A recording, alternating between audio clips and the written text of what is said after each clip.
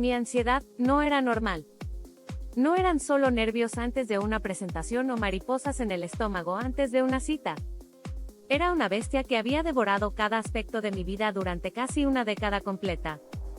No podía ir sola al banco sin tener un ataque de pánico. No podía entrar a un restaurante sin que mi corazón latiera tan fuerte que pensaba que me daría un infarto. Las conversaciones telefónicas me generaban sudoración excesiva y náuseas inmediatas. Había perdido 3 trabajos por no poder manejar la presión social más básica. Sofía, mi hermana mayor de 27 años, era todo lo que yo no podía ser. Exitosa en su carrera como gerente de marketing, sociable, confiada, siempre rodeada de amigos y admiradores. Maya, tienes que superarlo ya, me decía cada vez que tenía una crisis. Todos tenemos nervios, pero tú lo exageras dramáticamente. Vivíamos juntas porque yo no podía mantener un trabajo estable, y según ella, me estaba ayudando mientras yo maduraba emocionalmente.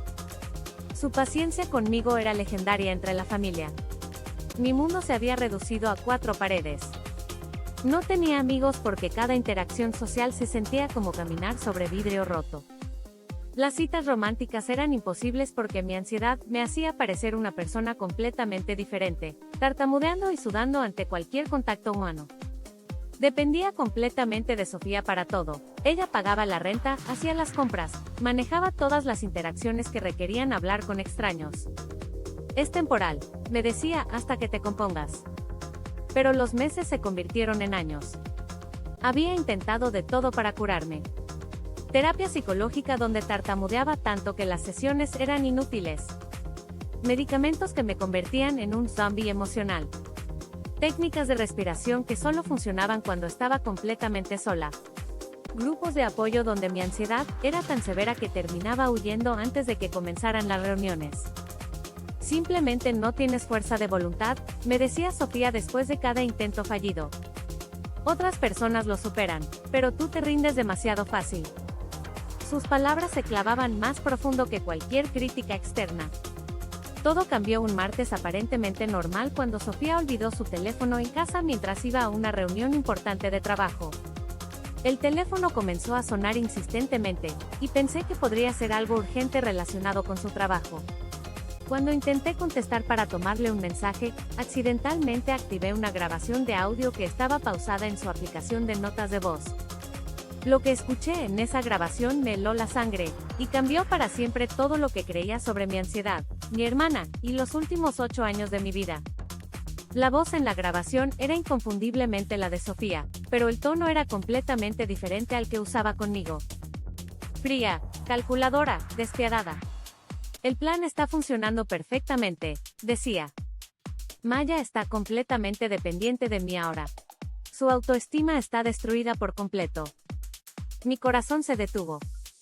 Cada vez que empieza a ganar confianza, le recuerdo alguna situación embarazosa del pasado o le digo que está exagerando. Mantenerla ansiosa es sorprendentemente fácil. No podía creer lo que estaba escuchando.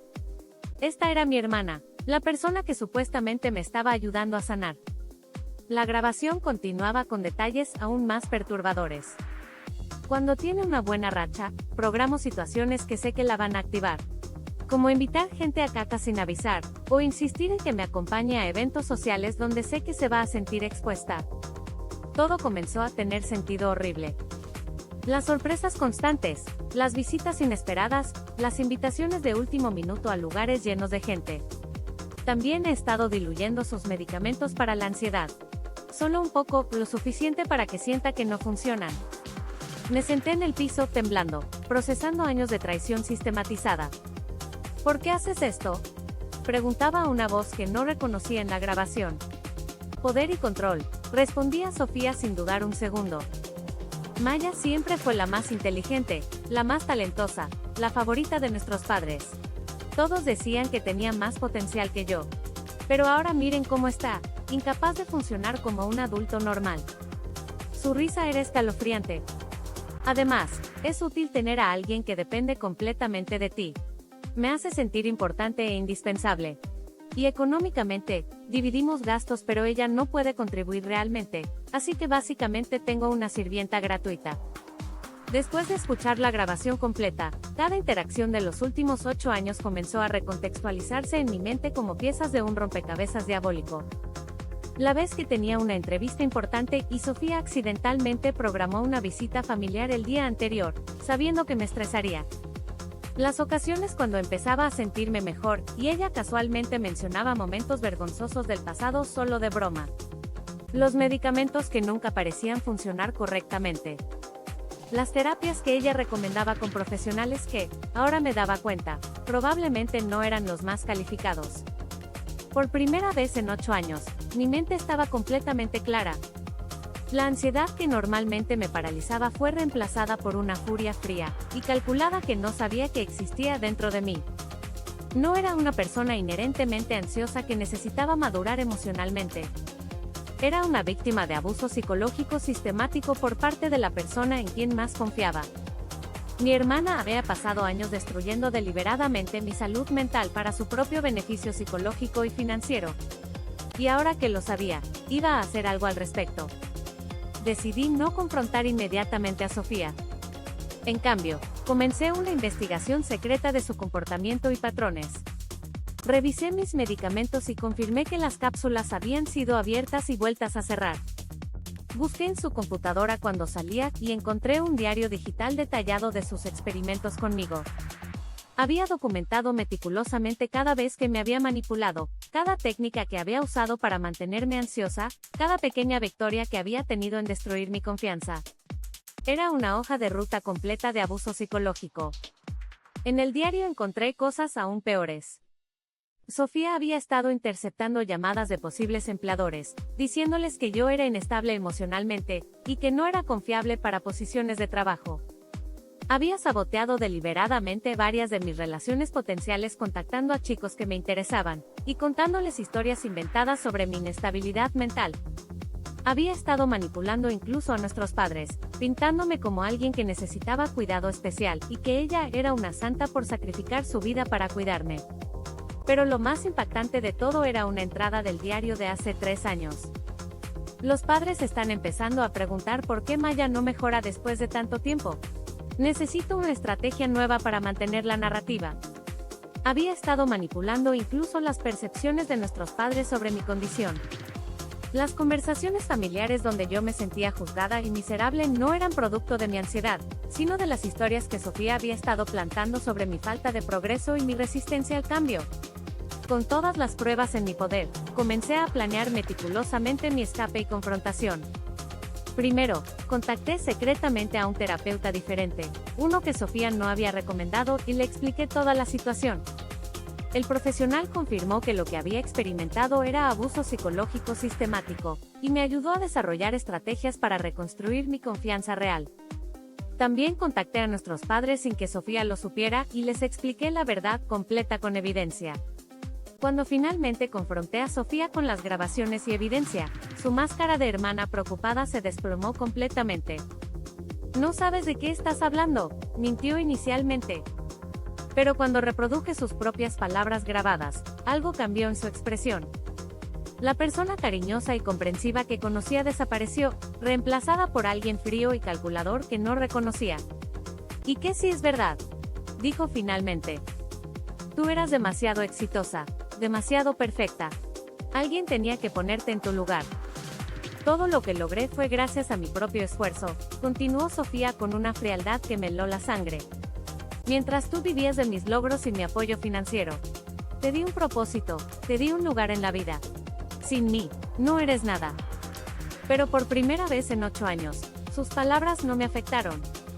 La claridad mental que había ganado me permitía ver exactamente lo que era, una manipuladora desesperada perdiendo control sobre su víctima. «La ansiedad que sientes es real», me dijo como último intento de control. «Yo solo te ayudé a reconocerla». «Tienes razón», le respondí con una calma que me sorprendió. «Mi ansiedad es real. Pero no es inherente a mí. Es el resultado de 8 años de abuso psicológico sistemático por parte de alguien en quien confiaba completamente». Ver su expresión cambiar cuando se dio cuenta de que ya no tenía poder sobre mí fue increíblemente liberador. «Desde hoy, voy a comenzar a sanar de verdad. Y tú ya no vas a formar parte de mi vida de ninguna manera». Me mudé inmediatamente con nuestros padres, quienes habían quedado devastados al aprender la verdad sobre lo que Sofía había estado haciendo. Comencé terapia real con un profesional calificado y por primera vez en años, comencé a tomar medicamentos que no habían sido saboteados. Los cambios fueron dramáticos y rápidos. Sin la manipulación constante de Sofía, mi ansiedad comenzó a disminuir significativamente. No desapareció completamente, pero se volvió manejable de maneras que nunca pensé posibles. 6 meses después de cortar contacto con Sofía, conseguí mi primer trabajo estable en años. Un año después, me mudé a mi propio apartamento. La ansiedad social que había dominado mi vida durante casi una década comenzó a transformarse en algo completamente diferente: precaución saludable y autoprotección.